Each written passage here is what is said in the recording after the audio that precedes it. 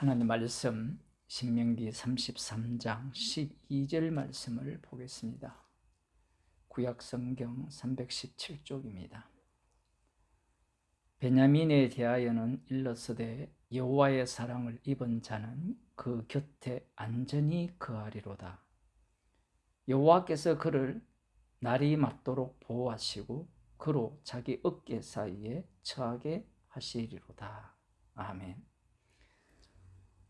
새해가 되면 송구 영신 예배를 드리면서 성경 구절 뽑기를 하는 교회들이 있죠. 하나님의 말씀 성경 구절을 뽑아서 한 해에 하나님이 주시는 말씀으로 그렇게 새기려고 하는 경우가 있습니다. 그런데 문제가 무엇이냐 하면 그 원자료는 하나님의 말씀인데 그 말씀을 인간이 해석을 한다는 겁니다.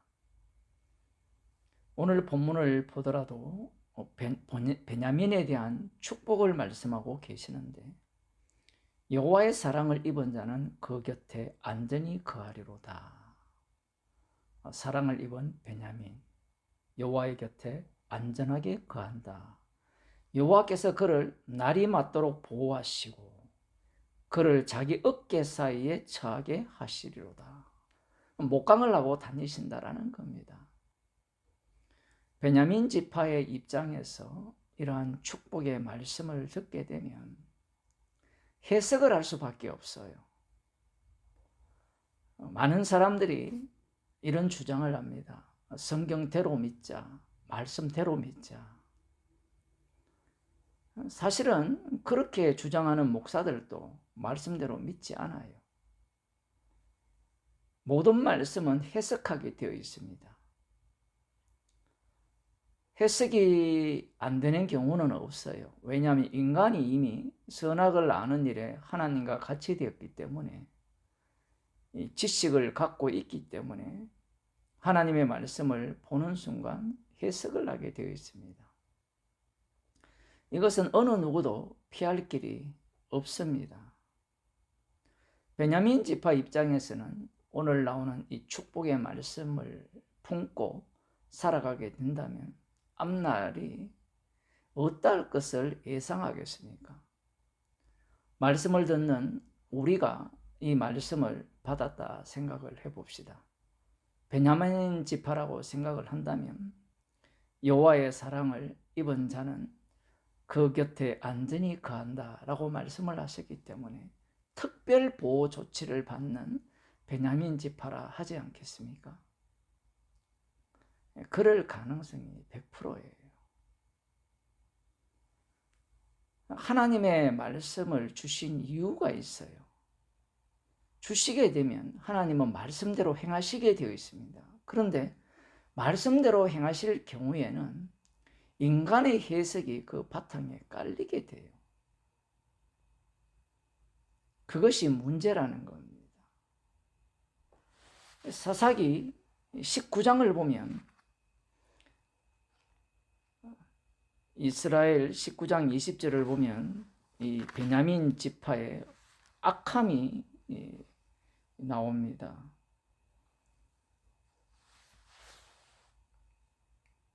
레위 사람이 첩이 이제 에브라임 산지로 가버렸어요.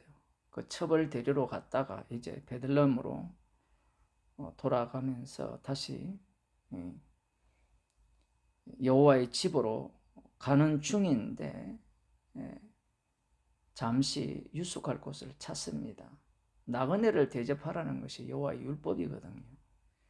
그러나 기브아에 가는 이 베냐민 사람들은 이들을 영접하지 않습니다.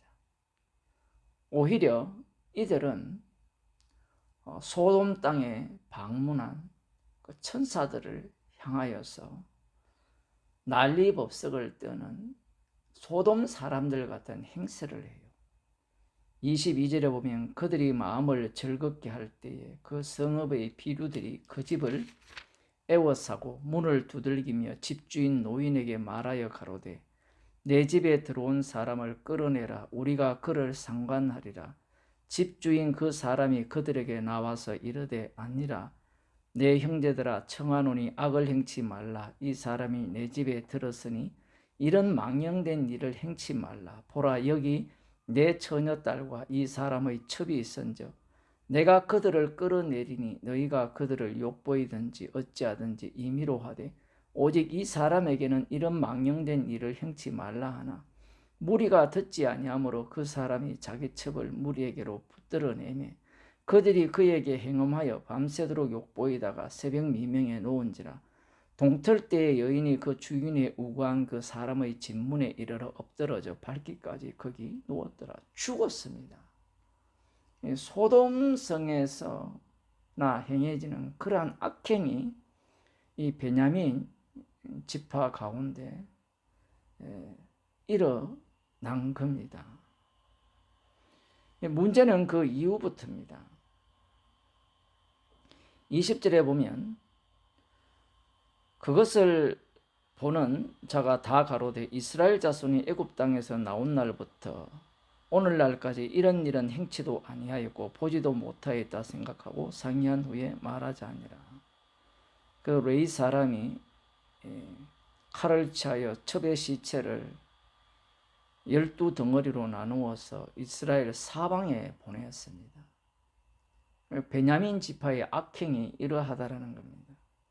그래서 이스라엘 모든 지파의 어른들은 하나님의 백성의 총회에 있었고 칼을 빼는 보병은 40만이었으며 이스라엘 자손의 미스바에 올라간 것을 베냐민 자손이 들었더라.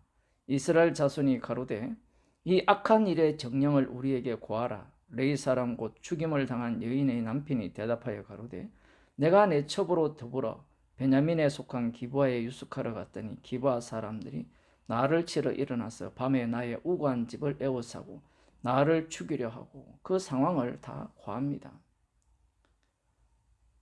그러니까 8절에 보니까 모든 백성이 일제히 일어나며 가로되 우리가 하나라도 자기 장막으로 돌아가지 아니하며.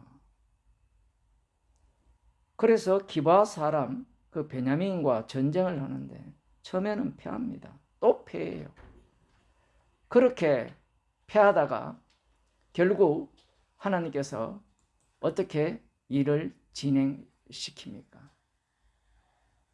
결국 베냐민 지파가 진멸하는 상황까지 도달하게 되는 겁니다.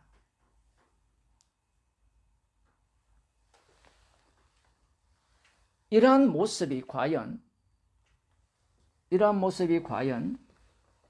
하나님께서 말씀하신 이 모세가 축복한 그 축복의 내용에 해당이 되느냐라는 겁니다. 베냐민 지파는 모세가 축복한 내용 속에 이러한 사건이 들어갈 줄 예상을 하지 못했습니다. 결국 이들은 거의 진멸의 상황까지 내몰리게 되는 거예요. 하나님께서는 모세를 통하여 축복을 주실 때 인간이 해석할 내용을 주지 않습니다.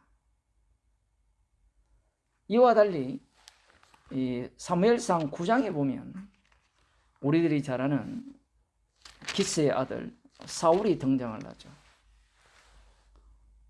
사울은 사무엘 선지자에 의해서 기름을 부음받은 왕이 됩니다. 10장 1절에 보면 이에 사무엘이 기름병을 취하여 사울의 머리에 붓고 입맞추어 가로되 여호와께서 네게 기름을 부어사 그 기업의 지도자를 삼지 아니하셨느냐. 이 베냐민 지파 가운데 이 사울이 왕으로 세움을 받습니다.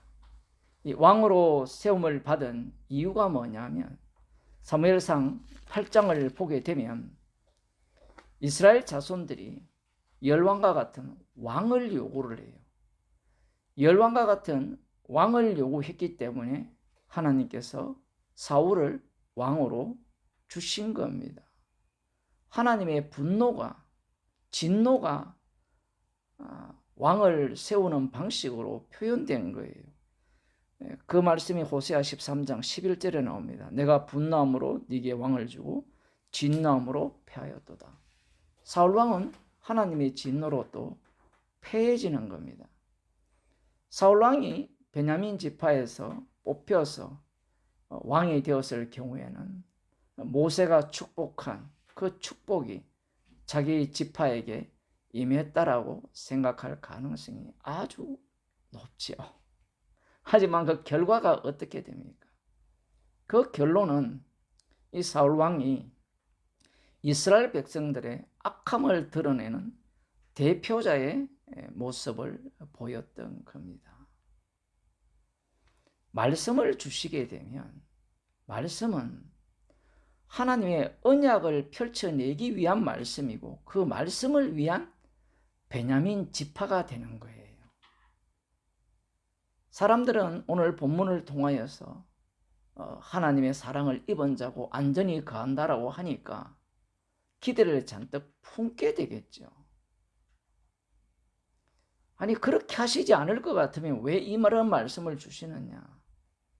다르게 말씀을 주셔도 마찬가지예요.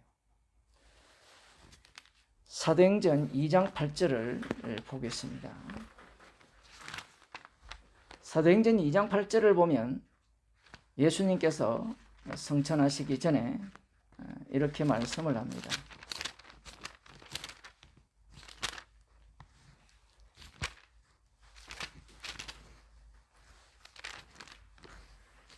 (1장 8절입니다)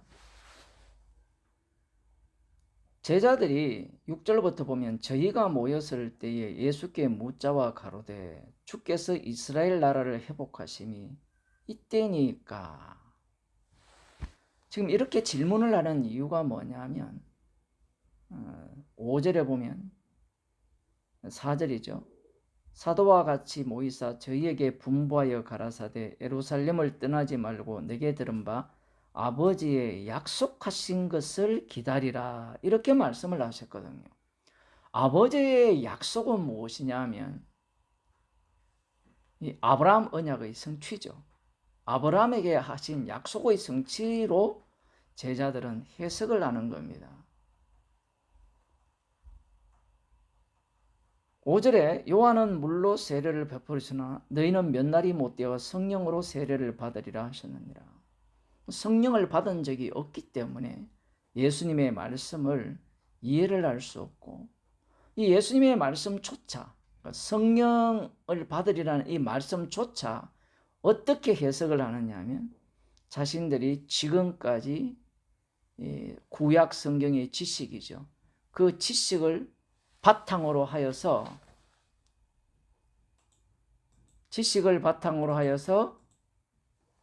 해석을 하는 겁니다.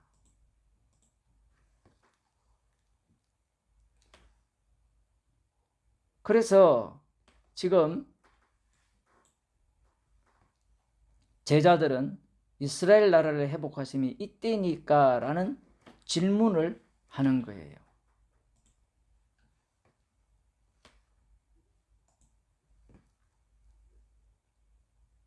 제자들의 생각은 구약을 바탕으로 하여서 예수님의 말씀을 해석을 하는 겁니다.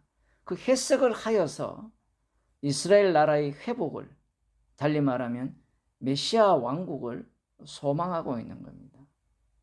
이에 대해 예수님께서는 때와 기한은 아버지께서 자기의 권한에 두셨으니 너희의 알 바 아니요 오직 성령이 너희에게 임하시면 너희가 권능을 받고 예루살렘과 온 유대와 사마리아와 땅끝까지 이르러 내 증인이 되리라 하시니라. 이 말씀도 어려운 겁니다. 왜 어려우냐 하면 너희가 권능을 받고 예루살렘과 온 유다와 사마리아와 땅끝까지 이르러 내 증인이 되리라는 이 말씀도 성령을 받아야만 가능합니다. 그래서 성령을 받지 아니하면 이 말씀이 어떤 의미인지를 알 수가 없어요. 주님의 증인이 되는 것이 성령을 주신 목적이에요.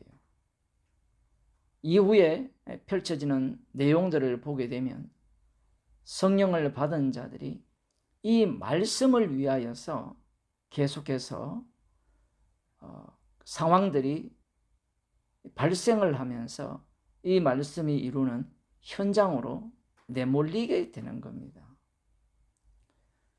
말씀을 주셨을 때 내가 꿈꾸는, 내가 소망하는, 내가 기대하는 그러한 말씀의 해석은 언제나 엉터리가 돼요. 성령이 임하게 되면 십자가 지신 주님의 피공로를 자랑하는 현장으로 내몰리게 되는 겁니다. 말씀을 위한 성령이 되는 거예요. 나를 위한 성령이 아닌 겁니다. 기도하겠습니다. 하나님 아버지, 말씀을 위한, 주님의 복음을 위한 우리들임을 말씀을 통하여 들려주심을 감사드립니다. 말씀을 통하여서 십자가에서 주님이 다 이루심을 날마다 확인하는 저희들이 되게 하여 주옵소서. 나를 위한 말씀은 없고 십자가에서 다 이루신 주님의 말씀만 펼쳐지는 세상임을 날마다 확인하는 주의 백성이 되게 하옵소서. 예수님 이름으로 기도드리옵나이다.